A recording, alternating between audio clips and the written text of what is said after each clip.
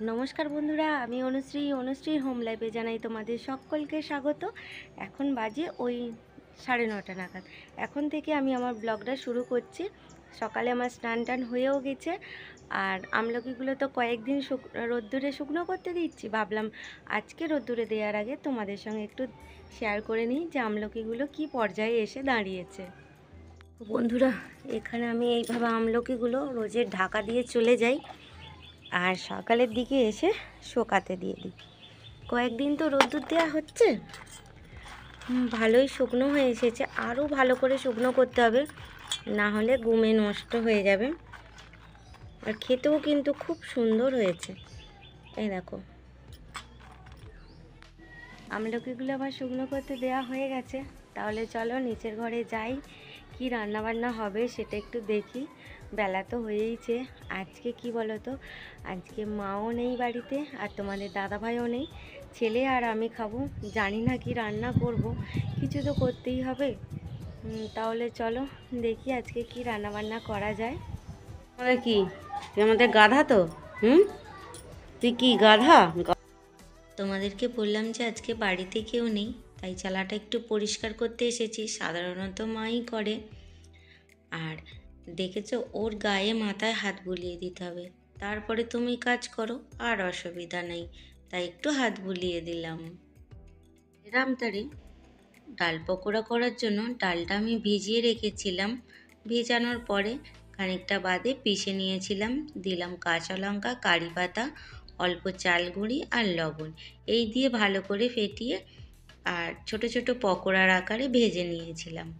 আবার সেটাও বলেছিল যে ভালো করে সাজিয়ে গুজিয়ে যেভাবে ভিডিও করো সেইভাবে গুছিয়ে আমাকে দিতে হবে।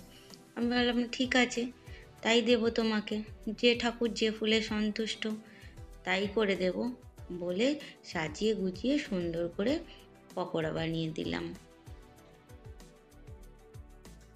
করে নেব সবজি ডাল, আর অন্য কোনো তরকারি করব না। মুগের ডালটা আমি আগে ভেজে আর কুকারে সিটি দিয়ে রেখেছিলাম, আর এই সবজিগুলো ধুয়ে ভালো করে আর দুটো সিটি দিয়ে নেব। আর এটা হলো মাছের তরকারির জন্য। মাছটা ভেজে নিচ্ছি, আর কয়েকটা চিংড়ি মাছ ছিল সেটাও ভেজে নেব।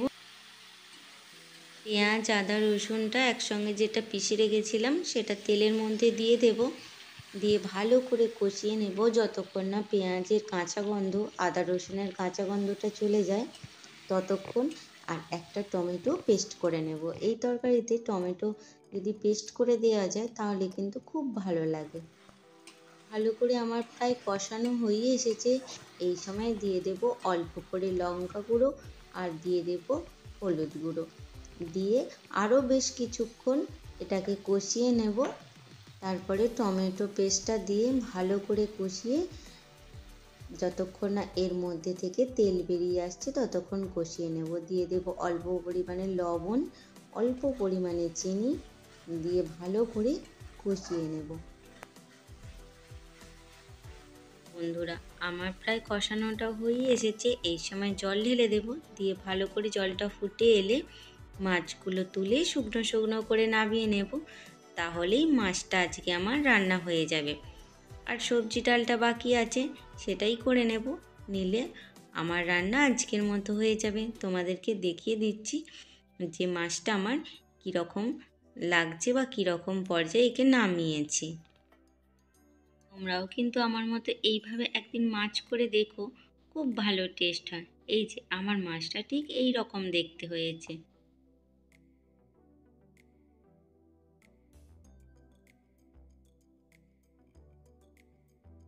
ডালটা আমি এখানে সিদ্ধ করে নিয়েছি আর দুটো সিটি নিয়ে, আর তেলটা আমার গরম হয়ে এসেছে।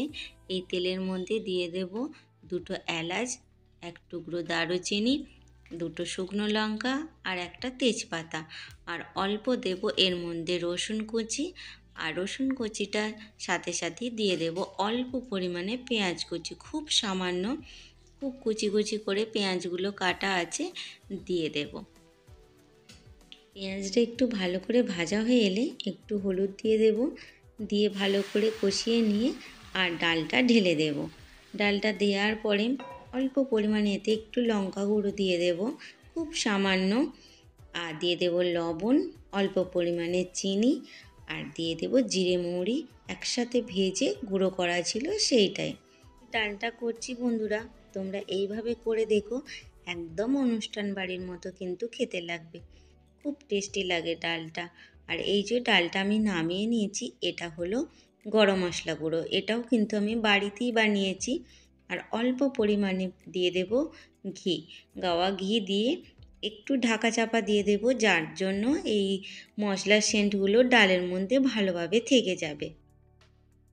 এটা কি করছি বলো তো বন্ধুরা, এটা হচ্ছে মেষ। তোমরা অনেকেই হয়তো জানো যাদের বাড়িতে গরু আছে, এটা হচ্ছে গরুর শুকনো খাবার। এটাকে জলে ভিজিয়ে রাখবো, আর মা বিকেলে চলে আসবে, তারপরে গরুকে যখন খেতে দেবে এগুলো ততক্ষণে ভিজে থাকবে, তাহলে খেতে দিতে সুবিধাও হবে।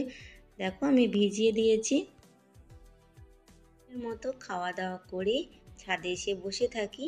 আর যে দুটো গাছ বাকি ছিল জানো, একটা টব আমি ভেঙে ফেলেছি, আর এই টবটা ছিল, এই টবটাতেই গাছটা বসিয়ে দেব। দেখেছো কত সুন্দর শেকড় বেরিয়েছে, ছোট্ট একটা ফিঙ্গার টিপের মধ্যে ছিল, তারপরে ওই পলিথিনটার মধ্যে দেওয়ার পরে এত সুন্দর শেকড় হয়েছে। এই পর্যায়ে গাছটা যদি না দিয়ে দিই তাহলে কিন্তু গাছটা নষ্ট হয়ে যেতে পারে, তাই দিয়ে দেব। আর কালকে দেখি আর একটা টব জোগাড় করতে হবে, করে আর একটা গাছ আছে সেটাও দিয়ে দেব। গাছগুলো একটু সরিয়ে সরিয়ে অন্য জায়গায় রাখবো, কেননা ওই গাঁদা গাছগুলোর জায়গা হচ্ছে না, ঠিক এক লাইনে হচ্ছে না ওদের সবার জায়গা, তাই একটু সকলকে সরিয়ে সরিয়ে রাখবো। গাঁদা গাছগুলো বেশ এক লাইনে রাখলে দেখতেও সুন্দর লাগবে, তাই এগুলোকে আবার সরাচ্ছি। আর ভয়ও লাগে কোন গাছটা কখন ভেঙে যাবে তার নেই ঠিক।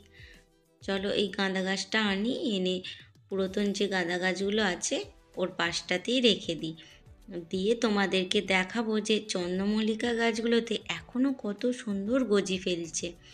দেখবে একবার, এই দেখো গোড়া থেকে কত গজি মেলেছে।